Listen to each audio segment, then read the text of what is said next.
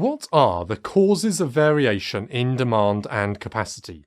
This matters because reducing variation in demand and capacity is a crucial lever to operations management and improvement. Let's look at the causes of variation of demand first, the demand put upon our operations. First of all, there are external factors of demand which originate from the market or outside the organisation.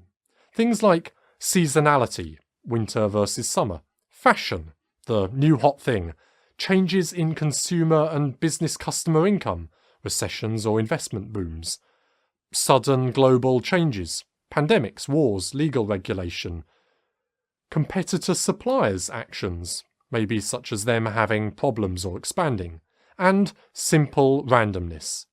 Then there are internal factors. Yes, a lot of that variation of demand comes from internal causes.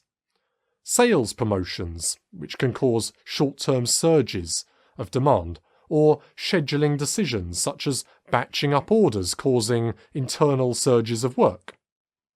There are production choices such as building to stock or creating extra work from making mistakes and therefore causing rework. How about causes in variation of capacity? Well, again, there are some external reasons. Perhaps the weather can cause problems, labour availability, people off sick, caught in traffic, external problems such as power supply or delivery issues from suppliers. And there are internal issues causing variation in the capacity of our operations. Breakdowns and maintenance, variation in the work skill level and efficiency, internal disruptions such as if the divisional manager wants to come and visit causing a big tiswas.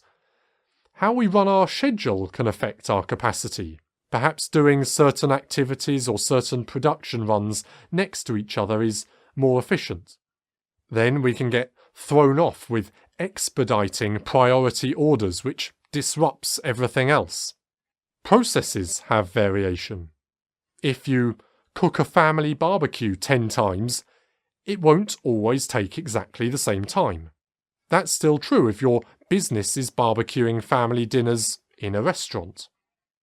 A final example is internal supply issues, running out of raw materials or having to go and look for them, coordination issues or stockouts. There is always variation in demand and capacity, and it has huge consequences in limiting our output, causing us to invest in extra buffers of inventory, capacity, and time. Recognizing variation for the enemy it is, understanding it and taking steps to reduce it, both demand and capacity, is a big part of the role of being an operations and supply chain manager.